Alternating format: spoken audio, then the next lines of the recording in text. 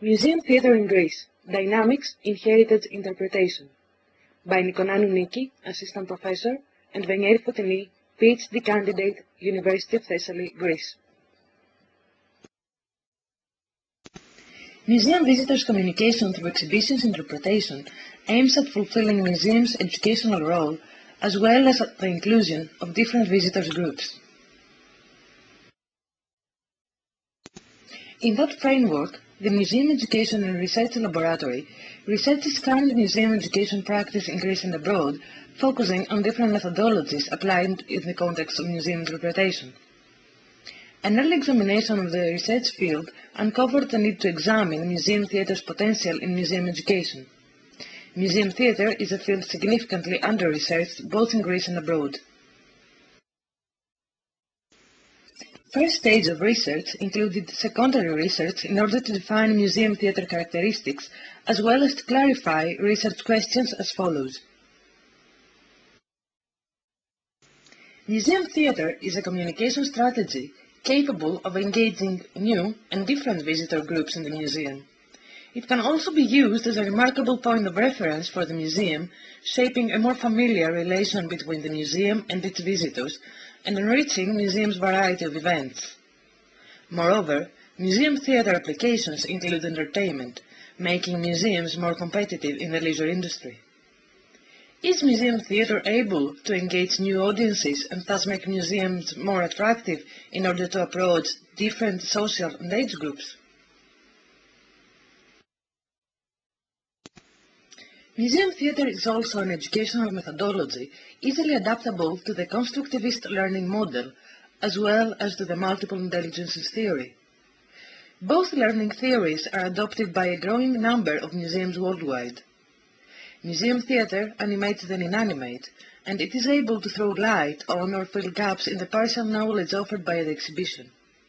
It also provides opportunities for multiple narratives, insights, and posing questions about the subject matter of a museum exhibition, putting the learner at the center of the museum experience. In what ways does the audience engage in the interpretation process? Has museum theatre the ability to offer multiple narratives and challenge museum's authority? Museum theatre puts emphasis on visitors' experience by trying to combine education and entertainment, but is it able to efficiently support the function of the museum as a place for experience, learning, and entertainment? The paper presents results of the first phase of a research project focusing on the recent use of LARP as a museum theatre form in Greek museum education. But what is a LARP? LARP is a kind of pretend play studied through different fields of research such as game theory, performance studies, psychology, and education. Nevertheless, so far no research has been detected on the educational use of LARPs in museums, so we will be glad for any contribution. Live-action role-playing games stem from the tradition of role-playing games, or RPGs, that appeared in the 70s in the game industry, and are popular mainly among teenagers. RPGs moved from subculture to mainstream culture due to their ability to adapt in different settings. Role-playing games are an idiosyncratic form. In game studies, role-playing games are classified as a limit case or borderline cases because they don't fit, for several reasons, the definition of a game. Their origin is traced back in the beginning of the 20th century into Moreno psychodrama, and they are even connected with 17th to 18th centuries European carousels too, a form of live role-play often performed at the European courts. Many RPG techniques also overlap with drama techniques. Thus, its relation to theatre, especially for LARP, seems quite intrinsic. RPG can be described as a game in which participants adopt the role of imaginative characters, and through mutual cooperation they create or watch stories. The participants act according to the restrictions imposed by their role, and their success or fail depends on certain rules and guidelines communicated to players, usually by a game master and rarely by the players themselves. Through a process based on achieving several targets, players work as a group in order to fulfill their mission. Players' decisions form the course of the game. There are no winners or losers, just an interactive process of defining and redefining an imaginary game world, done by a group of participants according to a recognized structure of power. As stated in Drachel and Hitson, main components of RPG are the following: game world, participants, characters, game master, interaction, and narrative. Role-playing games appear in many variations. The term live-action role-playing games, which is being researched in the present paper because of its implementation in museums, is used in order to describe role-playing games that are played physically by the participants and therefore acquire dramatic characteristics. LARP appear in many variations too, from games going on for months among several participants to short-duration programs for a small number of participants. LARP has also been used for exploring political and social issues in an historical interpretation context. They are used for educational purposes too, even as the main methodology for school curriculum. LARP in an educational context can be distinguished in full-scale games, functionality play, and teacher role-play. Full-scale LARP is very demanding. Many learning goals can be achieved in the preparation of the LARP and evaluation afterwards. Functionality play is less demanding. Groups of pupils are given distinct functions. They are not required to develop individual identity, though this may occur naturally. Usually pupils define themselves as a group and act collectively. Teacher role-play resembles the pedagogical drama method, where the teacher assumes a character role in which pupils can ask questions and interact with the role-playing teacher. The pupils, however, are also expected to assume a function role and react through that role. Research framework. The use of LARP in museum education in Greece was introduced in 2007 by LARP players who approached successfully the Museum of Byzantine Culture in Thessaloniki in order to play with museum visitors, as they believed that the museum's historical authenticity would make the game even more fascinating. This cooperation led the LARP players to the establishment of the Gamecraft Company, which in subsequent years worked with several museums in the development of educational activities. The company has also implemented educational LARPs in open-air sites and cultural centers. Moreover, Gamecraft enjoys a constant presence in two museums in northern Greece, the Museum of Byzantine Culture and the Folklife and Ethnological Museum of Macedonia Thrace, both situated in Thessaloniki.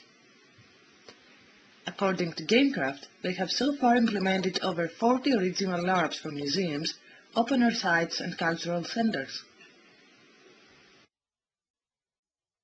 In order to explore LARP's application in museum settings, specific research questions were addressed concerning the institutional framework, LARP's integration in the museum's communicative and educational policy, as well as the issues concerning the institutions and companies' cooperation in LARP's design and implementation.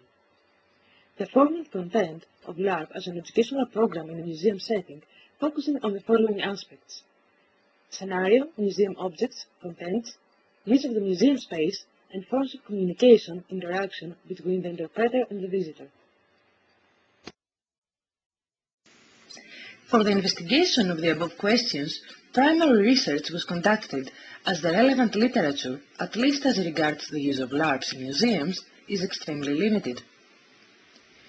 More specifically, qualitative research included participant observation of LARP applications, semi-structured interviews with members of the educational department of the two museums, which host such games on a permanent basis, as well as with members of the Gamecraft Company. For a better understanding of the visitor's experience, the Museum Education and Research Laboratory plans to expand the research by adding visitors' focus groups in the next research phase. Research results. According to the research results, museums' educational departments, which is the main contact departments for Gamecraft, faced the introduction of LARP as a way of enriching their educational activities. In this context, LARPs focused on expanding audience groups with adults and families, as well as secondary school groups. Particular emphasis was placed on innovation, as Gamecraft introduced a new methodology on approaching museum objects, so the visitors had the chance to experience the museum in a different and more enjoyable way, learn by participating and not just listening, and enjoy a trip in the past. LARPs were introduced both as a part of celebration events and leisure programs, as well as of the permanent educational programs addressed to school groups. LARP's promotion didn't differentiate from the museum's established promotional procedure of educational programs that include leaflets, newsletters sent to the museum contacts by email, and social media. Gamecraft Company also promotes museum LARPs through its own network of contacts. According to the museum's educational department, the introduction of LARP helped attract adults and families, a new target group for the museum. On the contrary, LARP targeted at school groups was not so successful, maybe because of the fact that teachers weren't familiar with this kind of activity. Public response is significantly encouraging when LARPs addressed to adults and families, while in the case of school groups is much more limited. People are generally excited because it is something different and new. They are not used to go to the museum and do something, involve themselves. Usually they are visitors, especially adults, who have never before been involved in a museum activity. And kids get excited too. Regarding the cooperation between museums and Gamecraft, it was important to investigate the educational planning process, in particular the creation of the script, as the core of the whole educational process that seeks to integrate scientific information in a fictional context and the possibility of deviations from the official and scientifically documented museum narrative. According to the results, the design is based on the continuous and intensive collaboration between the museum and the Gamecraft Company. From the museum's perspective, responsibility for this cooperation is undertaken mainly by the educational department, as these actions are part of the educational programming of museums. On a second level, specialists from the collections department are involved in order to provide specialized information for the script. Sometimes the conservation department also provides replica for hands-on activities during the game. Museums provide specific requirements in terms of defining the exhibition contents and thus greatly in terms of exhibits selected. They provide also scientific information, and the members of the Gamecraft have to attend some training about the contents of the museum exhibition.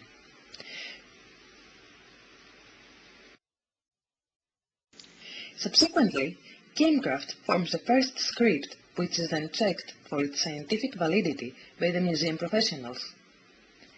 Pilot LARP implementations with museum professionals as players are considered essential for any corrections or closing remarks.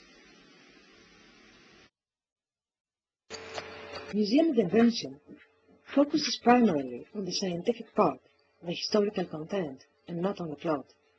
The scientific validity check is a process that often involves repeat controls and corresponding corrections. According to the museum professional, the museum was quite intrusive in terms of content. Museums consider this process as a necessity that permits them to have full control of the contents and the narrative delivered within their premises and under their responsibility. Gamecraft seems to be seeking this test so as the final result is consistent with the scientific validity of the museum. As the Museum of Byzantine Culture Education Department stated, they know how to tell a story to the people, but we have the historical knowledge. They may tell nice stories in an appealing way, but they may not be scientifically accurate. Although the museum seems to maintain authority, this cooperation appears very successful to both sides. As stated by Gamecraft, curators can provide very important information we could not find on our own. Nevertheless, they express their concern. The first day I have terrible anxiety about the exhibits. I'm afraid I will have to give an answer on something I ignore.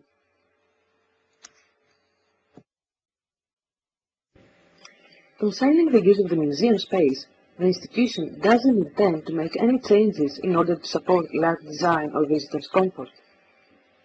Educational material, though, usually in the form of museum objects replicas, or materials for the demonstration of techniques, is provided to GameCraft. Form and content. Form encompasses the structural elements in LARP design, while content refers to the ideas and themes communicated to visitors. Form and content, though, intermingle in the creation of the LARP experience. LARP addresses to organized group of visitors. The form of LARP can be described as follows. Upon arrival of the visitors group, a person from the Museum Education Department offers them a brief introduction into the game. The Game Master follows in introducing the group into the theme of the game. He explains them the case and assumes roles for the participants. Participants form one single group with common aims, and guided by one or more than one Game Master, they examine selected museum objects in various museum rooms in order to fulfill their mission. Though the use of costumes in LARP is considered by GameCraft as an important element in participants' immersion into the game, and is also a participant's request from time to time, financial limitations do not allow such a cost to be added to the program's budget. GameCraft designs LARPs in such a way that participants can have an overview of the museum space. Restrictions include the simultaneous presence of a large number of visitors, apart from game's participants, as well as the fact that sometimes museum objects included in the plot for observation cannot be easily observed by the whole group of participants simultaneously. Nevertheless, such limitations are rare in the implementation of LARP in heritage sites. LARP's duration cannot exceed 1.5 hours, as there are usually several LARPs taking place during the day, and time schedule has to remain strict. A moderator is in charge of synchronizing the flow of the visitors' groups. LARP's content is inspired by historical narratives documented in the museum, while historical accuracy is of great importance both by GameCraft and the museum. Usually, the game's plot is a mystery that has to be solved, or the decoding of an object, while characters can be either from the present or from the past. No real characters are assigned as roles to the participants. Participants face dilemmas and they have to make choices, though the extent to which they can alter the pre-designed plot of the game is significantly limited for safety reasons regarding GameCraft's maintenance of control over the game. As far as it concerns participants' response during the game, GameCraft stated that they don't face a problem in slipping into the role. This statement, though, will be tested further in the second research stage. Nevertheless, the script follows a dramatic structure, with inspiration moments, moments of surprise, narrative twists, and dramatic climax, aiming to provoke an emotive and cognitive response to visitors. Strict guidelines in museum objects approach leads to the creation of a predetermined plot with few options for a participant-driven narrative. In-depth dialogue with the participants, as well as a debriefing, is not included in game's content. Conclusions. Research results provided some important insights in the function of LARP in Greek museums. LARPs became part of the communication policy of the museum as an innovative idea to attract. Nevertheless, museums' promotional activities didn't extend in order to reach potential visitor groups, but museums' collaboration with GameCraft did offer an augmented dissemination of the program. Public response to LARP in museums vary depending on the conditions of implementation and different audiences and less on the scenario, as in all cases it appears to have similar characteristics. Notably, the inclusion of new visitors concerned adults and families rather than school groups. Additionally, LARP seems to be more successful when it is part of leisure programs, weekend events, or celebration activities. An important element is the close collaboration between the museum and GameCraft in order to create the script, as it shows willingness to interact and exchange expertise. The mutual difficulty concerned from both sides regarding the scientific validity that must be maintained within the fictional element of the scenario is central to the overall development of the educational activity. As a result, dramatic elements do play a crucial role in games design, while the museum space remains intact. This very fictionality, though, helps to highlight the constructiveness of many of the museum narratives. The use of LARP in Greek museums in an educational context resembles more functionality games, as the time limit of educational activities does not permit the development of a full-scale LARP, and it addresses to a group rather than to individuals. Similarities to teacher role play, which is also considered as a usual technique in drama education, are obvious. LARP includes the structural elements, active participation, and visitors' motivation to engage in the program. Fear of scientific inaccuracy by both the company and the institution, as well as the programming of the event, significantly limits the potential of LARP to allow multiple narratives and questioning on possible issues raised.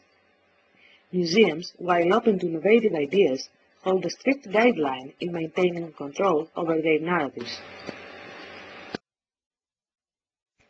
LARP's implementation in museums, though, as proved in other educational uses of LARP, has the potential not only to engage visitors, but also to promote critical thinking, to raise and deal with controversial issues. It would be interesting to see whether their development in the museum field will be able to exploit these capabilities, contributing to an opening of the museum not only to new groups of visitors, but also to new forms of dialogue on museum narratives.